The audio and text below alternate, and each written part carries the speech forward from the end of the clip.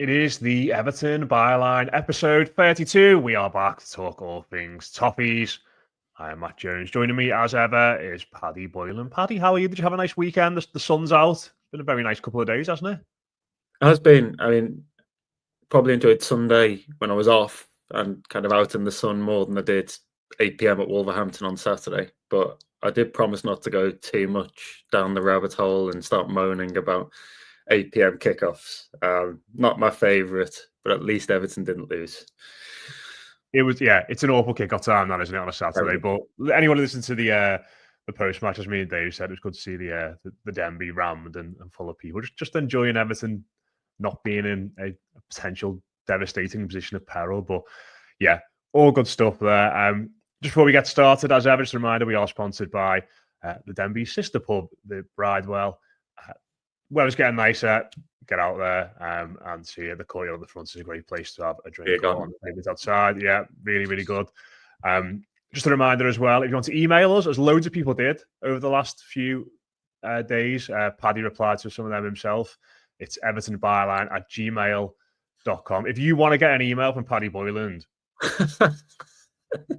we'll get no emails now. evertonbyline@gmail.com. Some really nice ones, actually. So thanks to everybody who did give us a shout on a variety of different things. I mean, we're going to touch on this a bit later. If you live in the USA, if you are in Atlanta or New Jersey or Chicago, and you want to give us free drinks in a bar or something like that, we are open. We will carry that burden. Well, just recommendations, Matt. Recommendations. Where to eat in these lovely US cities that Everton are now visiting over the summer. Yeah, let us know on that as well. Series would be great to hear from people stateside about that in the summer. If you watch us on YouTube, do hit subscribe. Do leave us a comment about any of these things and say if you're listening on Apple, Spotify, or anywhere else. A 5-star review would be lovely. Pat, let's start with Wolves then. We'll do a quick bit on it because it's I think it already deserves a quick bit, really, doesn't it? As a game, really, it was entertaining at times, I suppose, but more like two teams that weren't quite at it, just kind of going back and forth and not much quality on display. I just wanted to zero in on the winger situation, really, because I think a lot was made, obviously, wasn't it, before the game of David Moyes and his comments about Harrison and Lindstrom and how they effectively need to do more after no goals and no assists. And lo and behold, Moyes does have the Midas touch at the moment because about half an hour into the game, Lindstrom slices a pass to Harrison, who has a shot that deflects in twice off two different Wolves players and ends up in the back of the net. I think it's still gone down as his goal, hasn't it? It's not been confirmed that it's not yet. But listen, they both break their respective ducks in those categories. And yet, I don't know. Like, do you think from a player's point of view? I know you spoke to Jack Harrison after the game, so maybe this is something you touched upon. Can you, as a player, get confidence from that when you've effectively hit a shot and it's gone in? Is that the proverbial it's gone in off someone's backside and you'll take it sort of thing? Because I can't imagine being Jesper Lindstrom and think, I've laid on a really good assist there when he effectively fell over trying to play the pass and sliced it. Or if I was having a shot and I thought it might be going wide and it hits two people and goes in, but it seemed like Harrison took a fair bit from that at least, which is good. Yeah, if you watch Harrison's reaction immediately after scoring, he doesn't look euphoric initially. He actually seems a bit sheepish. Because like you, I think there's probably two deflections in there. One from the defender closing Harrison down on the edge of the box and then off Doherty, which takes it in the opposite angle. I actually think Harrison's aiming for the near post as you look at it, and it goes to the far post. So, heavy slice of luck, and he admitted himself afterwards when we spoke to him in the tunnel at Molineux that he'd needed that moment. He knew he got some fortune. He said that he'd pictured what breaking his drought would look like, and he hadn't anticipated it coming like that, which is obvious. But what I quite like about Harrison is that he's always very open and very honest when he speaks to media. And obviously, again, that's not the most important thing. The most important thing is what he does on a football pitch for Everton. But he said he'd had a very frustrating season and has been putting in loads of effort behind the scenes with Everton coaching staff, but also in his own kind of free time to try and put things right. I think he knows that he's been at least a couple of levels below where he should be really, and where he has been historically. And the funny thing with Harrison is that actually, if you go back through his record, particularly in the Premier League at Leeds, it's all 6 goals, 7 assists, and 7 goals, 4 assists. And in every season in the Premier League with Leeds, he was registering kind of double figures for goal contributions. Now, we sit here at the start of March with him having scored 1 single goal and not assisted a goal in the Premier League for Everton. So it has been a slump, and I think he would admit that slump. And it is very cliched. It is, as you point out, one winning off a backside, and maybe that gives you a bit of confidence. But I think bit by bit we are starting to see a slightly more confident Jack Harrison anyway. I mean, it's not been kind of a Damascene transformation. He's not all of a sudden kind of setting the world on fire, but I just think he looks a little bit more confident in his touch, a little bit more sure in what he's doing. In the main, to me, it looks like things have been slightly simplified for him. He's playing on the left now on his stronger foot, whipping crosses in. I mean, he put some good crosses on Saturday. I'm probably enjoying the extra freedom he's been given in an attack under David Moyes. I know one of the things he picked up to us and what he spoke about was how he felt he needs to be inside, closer to goal a little bit more, just so he's in more dangerous areas and it can affect the game. I mean, when you're a winger, certainly in Dyche's system, it's probably a thankless task. Going back towards your own goal for 90 minutes, effectively being a secondary fullback. So it was a nice moment. Moyes again pointed out after the game that he wants more from both of them if they're to remain Everton players. And I still think, I mean, it's an important step probably for Harrison in particular. But if they are going to stay, then one of them is going to have to put a real run together, aren't they? In terms of, again, like 4 goals and 4 assists between now and the end of the season to kind of convince Moyes. Because Moyes seems very, very focused on those attacking numbers, and I suppose rightly so. Yeah, he's a weird one, Harrison, isn't he? Because I think, like, even in the games when he doesn't play well, like, he'll always give you like a little bit of like something, and like sometimes you come away from a game and thinking like his crossing was quite good today, as you mentioned there at the weekend. Other times you come away from it thinking, my God, his crossing was horrendous. And then other times you come away from a game and say his touch was really good. Like, he's quite good sometimes, isn't he, bringing the ball out the air, and like he just offers you little glimpses every now and then. But largely, like you said, it has been poor this year. And I was kind of interested by something Moyes said. I think it was after the game, in the sense that he talked about Harrison sort of like he used to be like a real threat, or like, and I sort of look back, and one game came into my mind, and when he was at Leeds under Bielsa, Harrison scored a hat-trick for Leeds at West Ham against Moyes' West Ham. Yeah, and I was just sort of reading the quotes back from that game, and Moyes was like very complimentary about Leeds and the intensity of the forward players and the way in which they move the ball. And I imagine that game would probably have a lasting impression on Moyes, because there's not many players who went to his West Ham side and scored a hat-trick, or maybe he scored 3 goals against them when they were at the best. So I imagine from his point of view, he's probably come to Everton and thought, well, this lad terrorised one of my teams when they were at their absolute best.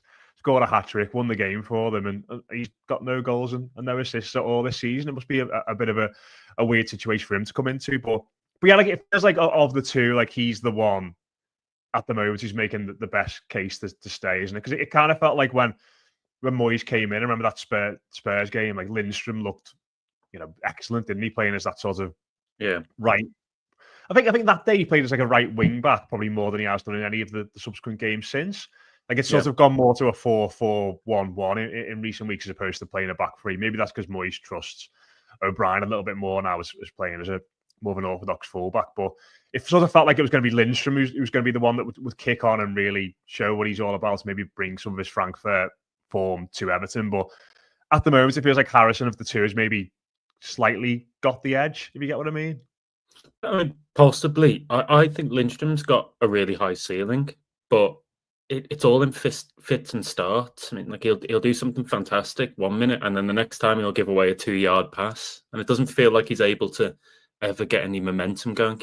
Does really well against Spurs, and then probably since then we haven't seen a performance of that nature from him. So I have to be honest, I find him a little bit frustrating. in that, because we have seen, particularly at Frankfurt, that there's a lot of potential there. Look back on the goals he scored, and he's kind of whipping them in from the edge of the box, and he's dinking them over the keeper, and I'm not really seeing any of that. I mean, it might be because of how long he's been without a goal himself, but he's another one that seems deprived of confidence. I think the big thing is that Everton have got so many players out of contract that they're not going to be able to get rid of all of them. It's just going to be physically impossible. So they're going to have to make a decision here or there where they decide that they're going to keep people around, even if there are squad players. Now, there's an option on Lindstrom that's agreed as part of the deal with Napoli. I think that's quite high. I think that's about £18 million. So to me, right now, that looks like too much money for somebody with one goal across the whole season. Harrison, there's no option, but you might be able to do a deal with Leeds depending on where they are and what their PSR situation is over the summer. What we do know is that Moyes actually liked both of the players before he came to Everton. He tried to sign Lindstrom previously and had remarked on Lindstrom's performance for Frankfurt against West Ham. And he's also shown an interest in Harrison while he was at West Ham. So these are players he likes. He likes these kinds of wingers. I just think he's going to have to see more output from both of them. And there, I would say, considerably so. I mean, they're kind of lucky in a sense, Harrison and Lindstrom, that others are out injured at the moment, because if Iliman Ndiaye is fit, he starts. And you'd say he's a guaranteed starter on the left. So immediately, then it becomes Harrison or Lindstrom for the right. But if Dwight McNeil was fit, you might have Dwight McNeil playing in one of the three attacking positions as well. So it's almost by, not necessarily out of their own performances, but they've been given this opportunity, this big kind of final opportunity to stake a claim at Everton. And we're still waiting to see if either of them will take that. Now, Saturday was a start. I'd say particularly for Harrison, Saturday was a start. But we're going to need to see more. And Moyes has said that. We're going to need to see more if they're going to get permanent deals here. Yeah, just a little prediction ahead of the weekend. I think we might see Lindstrom on the bench on Saturday, and he might play Alcaraz up the left, as we did for a bit at the weekend. He tried everything, Moyes. I mean, I was actually quite interested. I mean, we've not spoken much about the rest of the football, but Everton were obviously below par for a lot of it. In the second half, his changes became quite interesting, because at one point he has James Garner in the Decore role with Alcaraz on the left. Harrison then switches to the right. At another point later in the game, he clearly realises, after Alcaraz's surge forward, that he wants him in the number 10. So he puts James Garner on the left for a while. And there's a lot of in-game adaptations, I think, so far. And maybe that's the difference between Moyes and Dyche. I can't really remember Dyche making that many modifications in the match. I mean, again, I have to stress that Jack Harrison, he's not kind of bad-mouthing Dyche by any stretch of the imagination, but again, subtly an Everton player in the mix zone has said to us, there's a lot more detail here, a lot more tactical instruction, a lot more input and kind of video analysis and all that kind of stuff. And the insinuation there, of course, is that stuff wasn't happening before. Now, if you're Jack Harrison, you've gone from, I mean, his best spell at Leeds was under Marcelo Bielsa, to something that really isn't that with Dyche, then I think it feels different. And I think you in a sense, start to suffer from that lack of guidance. So this is better. I mean, it's probably the least you would expect in a modern day Premier League club, but it is noticeable that the players keep on commenting on it, and that, I mean, it's sort of like Moyes has turned water into wine by getting one of those two to assist the other after so long without them doing anything. Yeah, it's just the way in which it came about. I just thought it was hilarious. Like, it felt like neither of them meant to do what they actually did, but managed to do it. So listen, let's hope they can take some confidence from that going forward. Yeah. But we had the big news, Paddy, really over the last week, and we sort of touched upon it briefly last week, was the off the pitch changes, and I think the club did the right thing actually by just putting all these out in one statement and just getting it all done in a wrap, because I think there's been a lot of rumours and like a lot of a lot of briefing behind the scenes that these were coming, but it was all just going to come at once. So the headline news after Friday's statement is that Kevin Thelwell, as you said last week, he's not having his contract renewed. He's going to be leaving at the end of the season. Also leaving is Richard Kinnear, who's done a variety of different roles at the football club and has been well liked during his time there.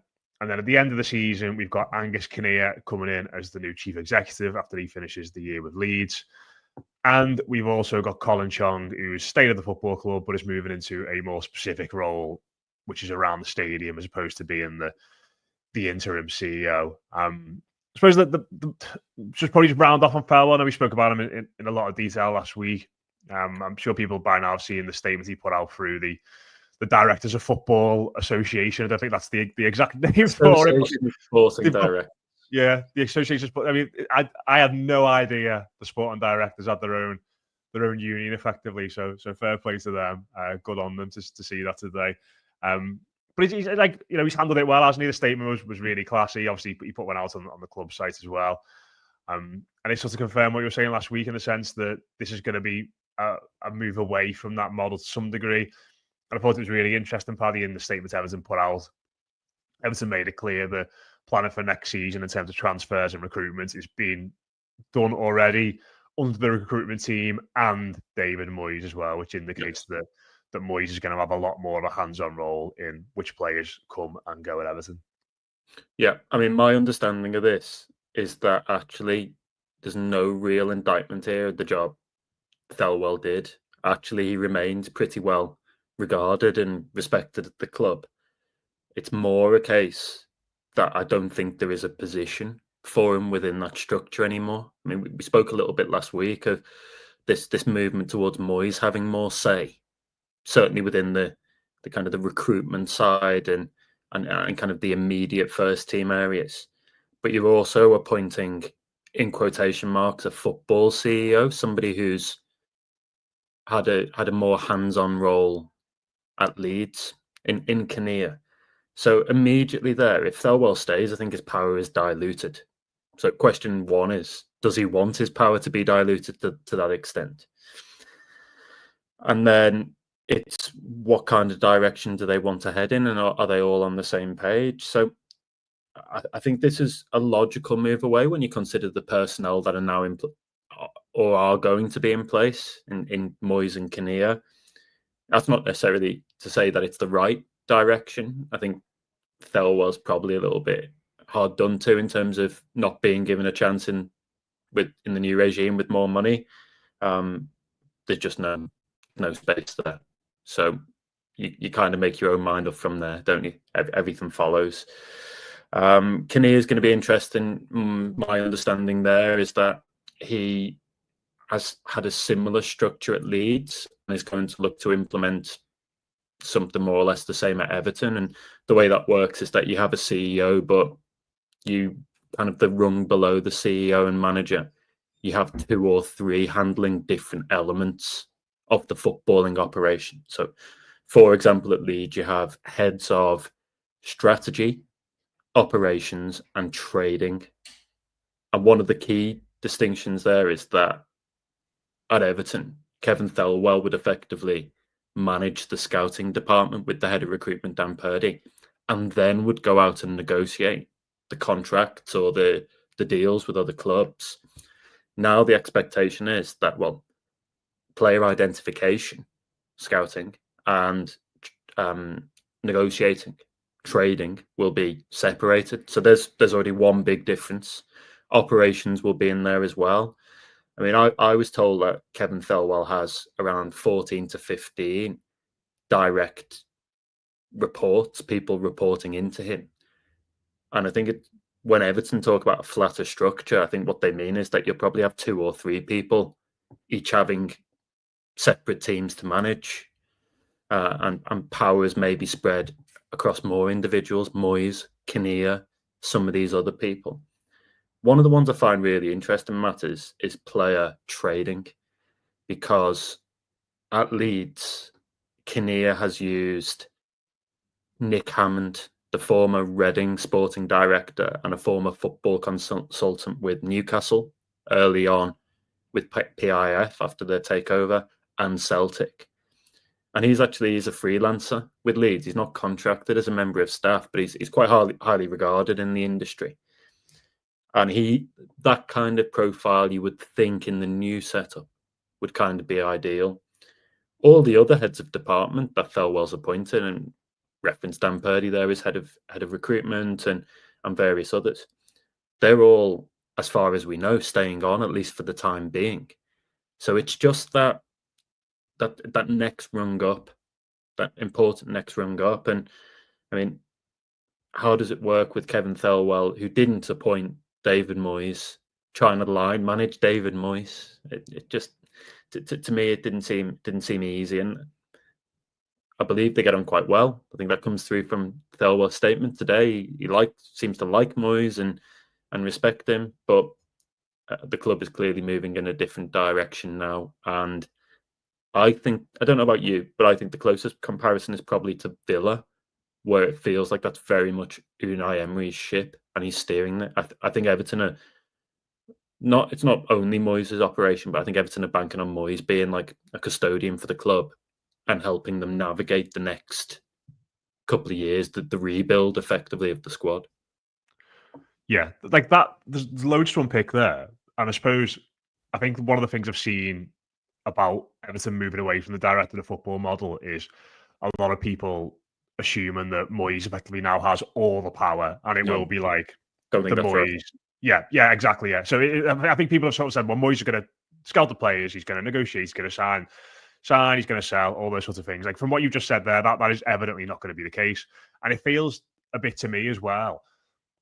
So it's head of trading is one of the three pillars underneath Kinnear, did you say, at Leeds? So that head of trading, it feels to me, is like that is effectively what a lot of people talk about a director of football being, if you get what I mean, in the sense that they sign and sell the players. Yeah. So there is still going to be someone there. I'm trying to find out which. So it feels like there's going to be maybe more people having an input into recruitment, although maybe there's not as many that responsibility and that weight behind their voices and opinions may not carry quite as much as maybe the smaller pool that would have been there under Kevin Thelwell, if that makes sense. Yeah, I mean, I think, and I think I've said this before on previous podcasts, that Everton were operating in very challenging circumstances, and there were a lot of restrictions over the last 2 or 3 years. But within that very narrow framework, I actually think that all the power basically was with Kevin Thelwell. I mean, Sean Dyche occasionally could say yay or nay to players, and the same with Moyes, obviously. But ultimately, Thelwell was the one shaping most of what we saw. I wouldn't expect that. Obviously, there's not going to be a director of football, but that was never going to be the case in the new setup, in the new regime. And I think that the interesting thing with the head of player trading is that probably different people will do that to the player identification, the recruitment team, and the way it's being formulated to me. Let's see how it works in essence and in practice. But the way it's being formulated to me is that there'll be something akin to a transfer committee where you've got 4 or 5 people there, and Moyes will be there, and you'd imagine Kinnear will chair those meetings, but wouldn't feed in on the technical decision side. And it's all well and good, I suppose, us sitting here and talking about these theoretical structures. In some cases before some of these people are even in the building. I think there'll be 2 or 3 hires for that rung below Kinnear and Moyes, to be honest. And they may kind of, the mood music is that they will come before the end of the season because it's important for them to be in situ as early as possible. But I don't know. I think we have to wait and see how this all shakes out. Like, all well and good talking about the theory, but how does it actually play out? I mean, probably before at various points we've looked at, say, Marcel Brands' hire and thought, hang on, this actually sounds really good.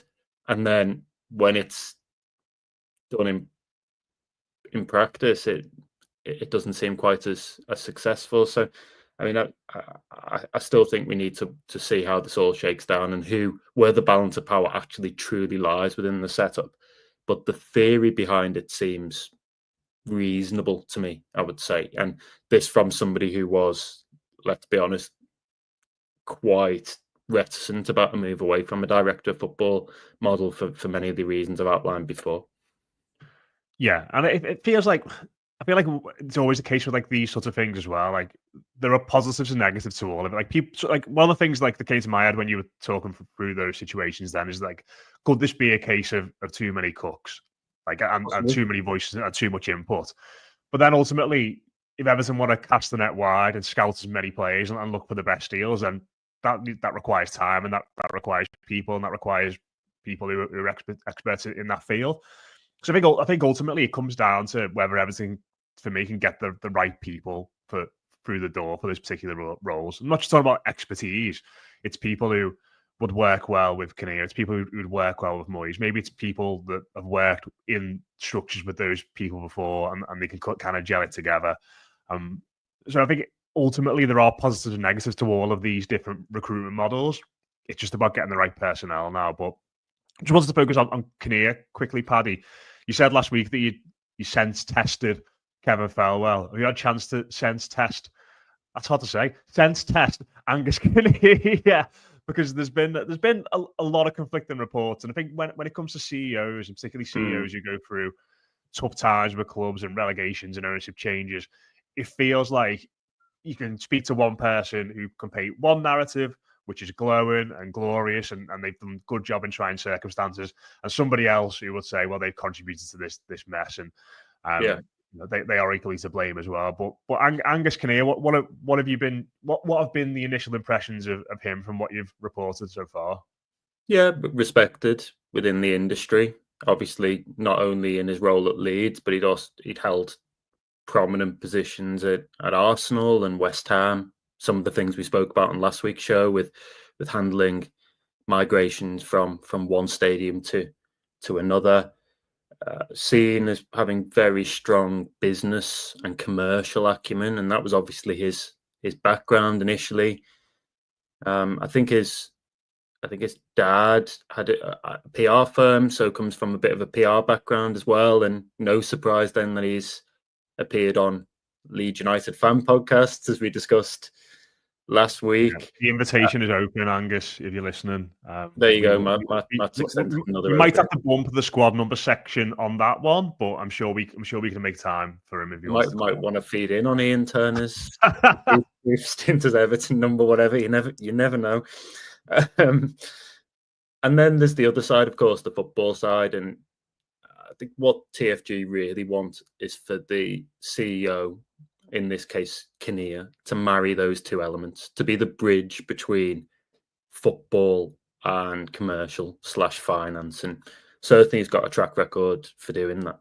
I mean, I'm lucky in the sense that, as you do, I work in a big company where we've got people dotted all over the country, so basically the moment we started hearing Angus Kinnear's name a couple of months ago, I was able to speak to colleagues who cover Leeds and kind of get a sense of what they thought. And in the main, I think there have been gripes, as there probably is with every CEO or director of football. If you think about how many big public decisions they have to make, more or less on a daily basis, that you're always going to have a list of things that have gone right and not so right.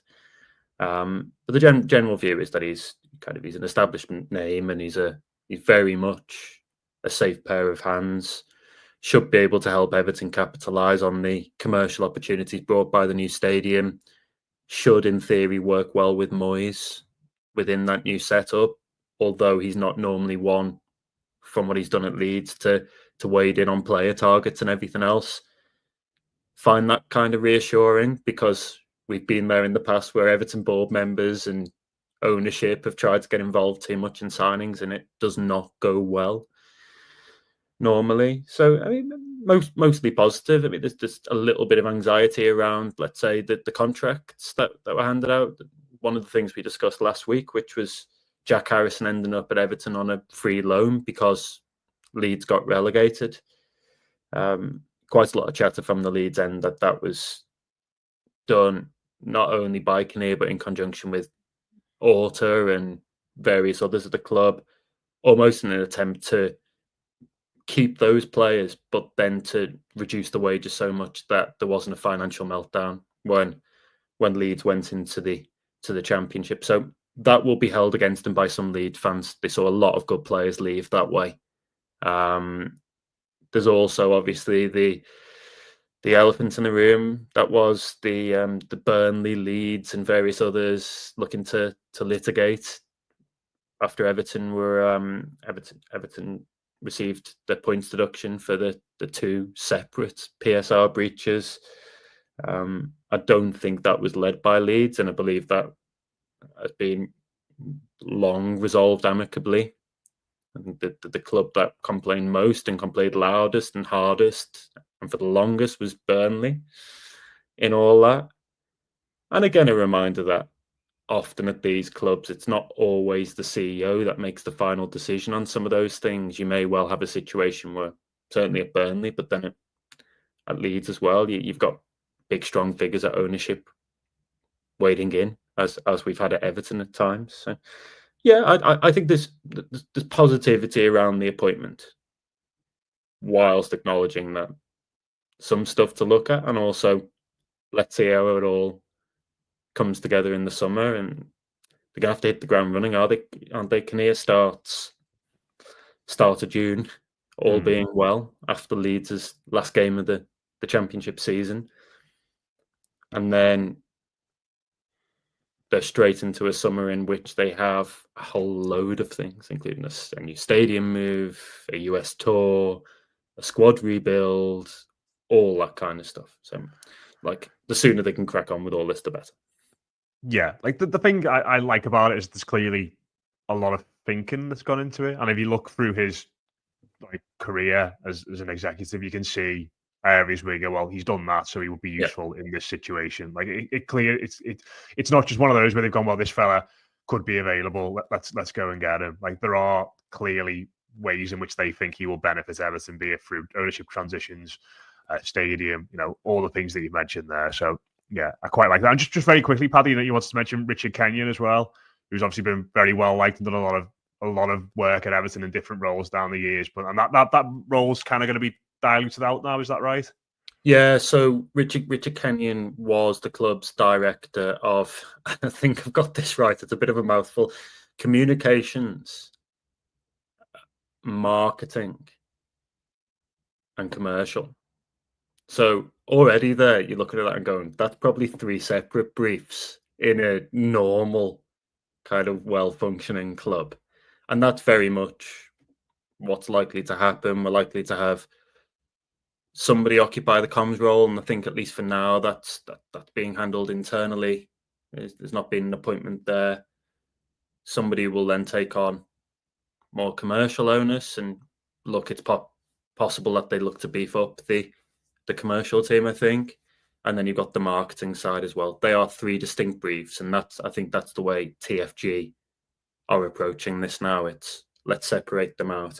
So here goes. I think also in that pretty lengthy press release full of news, there was Colin Chong, as anticipated, moving back to a stadium brief. And I think the interesting wording there was that it was not just about the new stadium at Bramley-Moore Dock, but it was also to do with Goodison and the legacy project. We've spoken about the need to get moving on that before Goodison shuts down at the end of the season. So Chong can get going on that more or less straight away. You've got additional opportunities, I think was the terminology, around Bramley-Moore. So again, that's intriguing. Let's see what that consists of. But a lot of change inside the club, and I think one of the crucial things to say at the moment is that Kinnear starts in June. Moyes has got his hands pretty full with just the first team at the moment, which is why you sort of normally have a director of football figure. But Thelwell is staying on, certainly for now, and most likely until his contract expires, purely because they're going to need people on the ground to execute some of this stuff. I think it's a bit of a strange period for him. Like, he can't be the decision maker. He can't be the one saying, I want to give Decore a contract, or I want to give Idris Gueye a contract. He may be able to feed in to some extent, But it kind of makes no sense from anybody's perspective if Thelwell is the main decision maker there. It sort of has to be, looking at the structure as it is right now, it also has to be Moyes. Yeah. Because Kinnear is not even in situ. It's weird. It is And weird. some of those others aren't in situ. So that's why I think, alongside Everton's position in the table and the fact they're not mathematically safe, that's why I think the can has been kicked down the road a little bit on Decore, on Idrissa Gueye.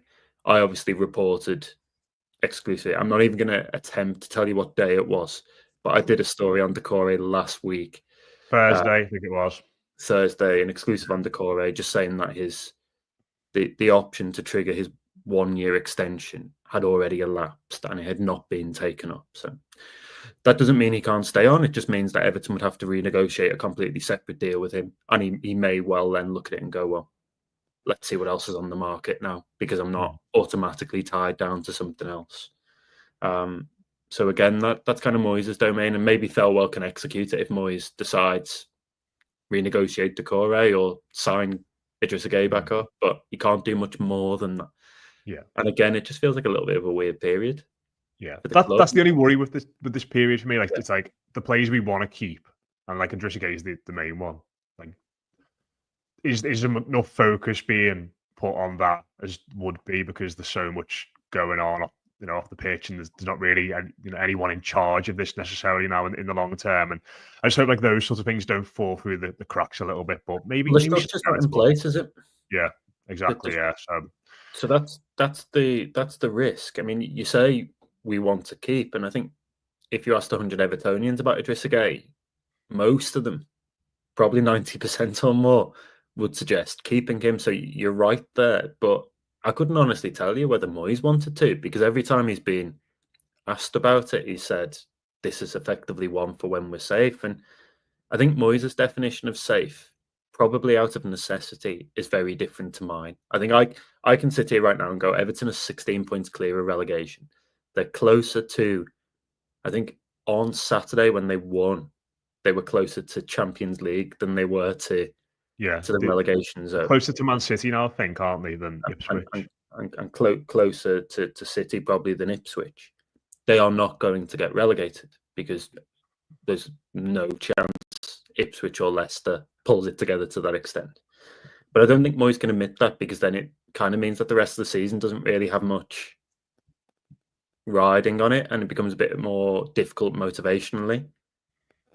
I also think, by his own admission, he's an old school guy, so he sees safety as 40 points.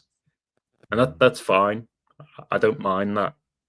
I would just say that historically, certainly recently, over the last 10 years or so, I actually think we're close to 30 now. And maybe I think there's a decent chance that Wolves could stay up on less than 30 points this season. Yeah. There's that. You can get going. Yeah, there's that remarkable stat, isn't there? Like, I think if we'd lost every game 1-0 since Moyes came in, we would still be out of the relegation zone. 1 point. Right? 1 point, I think. Yeah. Yeah, it's absolutely wild. So, yeah, the bottom three, I tried to follow. Let's be honest, and Wolves based on the weekend aren't up to much as well. But yeah, Moyes needs to get down to the stadium. It's great, Davey. Honestly, you'll love it. It's mad that he's not been in yet, isn't it? Like, even Wayne Rooney's been down there having a little look around the other day. Yeah, it is funny. It is funny. I mean, maybe that's just superstition. It's like, I'm not gonna. Some people compartmentalize, don't they, and say this is the priority right now, and I'm not focusing on anything else at all. And I think probably that's what Moyes is doing. He's very much of a view that I'll get Everton to 40 points and then let's see where we are. They're on 33 now. So maybe we can work out when Moyes will eventually visit the stadium. Got to take 7 more points. Yeah, they need to get Darren Griffiths down there with a camera and do a little exclusive tour like Rooney had, at least. That'd be really good. That'd be really good. It'd be lovely, wouldn't it? Yeah, I'd really like to see his kind of initial impressions, and I'm sure they're already looking at doing something like that. To be honest, the Rooney one was decent, I thought. Yeah. Obviously, now we've got the second test event to look forward to later this month. So I think the real joy, Matt, and we've said this before. The real joy now is that I attended the Wolves game on Saturday, and whilst I was hacked off at the kickoff time and how late the night was going to be, the sun was out, and I was kind of thinking, this is great that there's no peril here for Everton. Like, they could lose, and it'd be very disappointing, but it's not going to define the season. And there's been very few games recently where you could say that. And now we've got the rest of the campaign to just look at these games at Goodison home and go, I can go and I can look forward to that. And you can celebrate Goodison properly as it should be. And I can look forward to the new stadium, actually knowing that Everton are going to be playing Arsenal and Liverpool and Man United there. It's not going to be Norwich City and QPR and whoever else. No disrespect to any of them. Well, no, I mean, you can issue that disclaimer if you want. I mean, I can't imagine any fans from those clubs are listening necessarily. But we might have a really strong West London QPR supporting listen. I'll be surprised, Matt. But I've never met a QPR supporter, I don't think, in the wild. Well, I don't think we've got obviously a big London office. I'm not aware of a QPR person on our staff. I mean, we've got Everton fans, we've got Liverpool fans, and certainly a lot of North London clubs, Arsenal, and I can even think of a Luton fan off the top of my head. Yeah, but I can't think of a QPR one. So no. If you're a QPR listener, email us in at evertonbyline@gmail.com. And we were going to talk about the US tour, but we've run out of time a bit now, but we'll do a detailed dive into that. There's no games for a few weeks. There's no games for a few weeks, is there, after the weekend? So we'll have loads of time to talk about all that. Yeah. Let's finish off with Angus Kinnear's least favourite section, the squad number one. Paddy, this is the young defenders. Well, maybe not the young defenders, but the defenders shirt number. We've got a few in here. Jarrad Branthwaite, obviously, maybe our best number 32 ever, you could say. Yeah, what an award that is. The rivals to it. If he stays next season, he's surely going to get a better number. Like, he's due a 5 or a 6 now, isn't he? Like, when Michael Keane leaves. Are you a fan of 4 and 5 for central defenders, or are you 5 and 6? 5 and 6, 4 and 80 of centre mids, aren't they? So what do you? So you wouldn't like the kind of the modern terminology of 6, 8, and 10 for midfield then? No, number 6 is a centre half, isn't it? Really. Although I would say number 6 if I was talking about a deep lying midfielder. If you get what I mean? Yeah. This is the confusing thing. Because like you, I think in England we were brought up on number 4 being the holding midfielder, and in time, I think kind of the European way is for the number 6 to be the sitting midfielder. And I think that's taken over the discourse. So now when I think of number 6, I think of a central midfielder who can sit deep and pass a ball. Yeah. But there's a few interesting ones in there. Brendan Galloway, who we thought was maybe going to be brilliant. Yeah. Antolin Alcaraz. Any memories of him? Don't ever want to speak about Antolin Alcaraz ever again. God. Some other big names. Ross Barkley wore it for a season. Dan Gosling wore it for 2 years. I never got the hype around him. He was one of those players people talked about as being really good and potential next goal scoring midfielder, and I just never ever got it. Just didn't think he was ever that good. He just popped up with the odd, very important goal, didn't he? And seemed to have a knack of getting himself into goal scoring positions. I mean, there was quite a lot of anger when he ran down his contract and did he join Newcastle? Quite a lot of anger at the time, but I mean, it didn't bite Everton. Agreement, wasn't it? Yeah, didn't bite Everton on the backside, did it? He was it's one of the great things about being in the media lounge before games is that you just see all these like former pros that, if you just like randomly with whoever, just like chatting random players and you just throw all these names out there. You just be like, I think I was at Goodison one week, and it might have been for the Bournemouth game. Even like Dan Gosling walks into the media room, or like the other week, Thomas Radzinski was in there, and Mark Schwarzer, because he does loads for Optus, the Australian broadcast partner for the Premier League. He's in there quite a lot, and just all these kind of random figures that you see, these old pros that you see in the media room. So Dan Gosling was one of those. And you almost kind of walk past him, double taking that. That's Dan Gosling. Did you shake his hand and thank him for his goal? I didn't. Liverpool. No, I didn't. A lot of people missed, didn't they? Of course, with the ad break on ITV. Just 3 more as well, Paddy. Not got loads to say about these. Tony Hibbert, we all know. Number 32, it's mad that he wore that. John O'Kane and Matt Woods was the first to wear it. I don't associate Hibbert with 32. No, neither do I. So it's number 2, obviously. Was he 28 for a while? Yeah, I think he was, yeah. Yeah, I associate him coming through with 28. Yeah, he was, yeah. He wore 32 for a bit. He wore 32 in his first season, 28, and then 2. Yeah, I associate him more with 28 and then mainly with 2. Yeah. And I think we've done our Tony Hibbert conversation already, but I loved him as an out-and-out defender. Yeah. And if you've got any John O'Kane or Matt Woods anecdotes, email us. Yeah. What I want is I want a story from somebody over email about them. Matt Woods, if you're listening, it'd be great to hear from you. Who did Matt Woods play for? Oh, dear me. Haverford West in this the is not good. This is not good. Or apparently just Everton. Just Everton. Yeah, although I don't even actually played for us. There's his stats are not coming up on transfer market at the moment. I wasn't genuinely never heard of him. You've thrown me off there, but yeah. We'll wrap it up there before our lack of professionalism gets exposed any further. Email us at evertonbyline@gmail.com about anything you'd like to talk about or discuss. If you're watching us on YouTube, do hit like, do hit subscribe, do leave us a comment, and if you're listening to us, leave us a rate and leave us a review. Just one other thing to mention as well. Our mate Laura Gates is going to be part of a photo exhibition at St. Luke's before the West Ham game on Saturday, raising money for the church fundraiser. So if you're around about the ground on Saturday and you want to go and have a look at some of Laura's great artwork, do head into St. Luke's Church before the match. There'll be loads of good stuff going on there. But yeah, that's it from us. We'll be back next week for Everton Byline 33 after our 5th last game at Goodison against West Ham, and plenty more stuff, no doubt, coming out in the meantime. But yeah, up the top east, we'll speak to you again soon.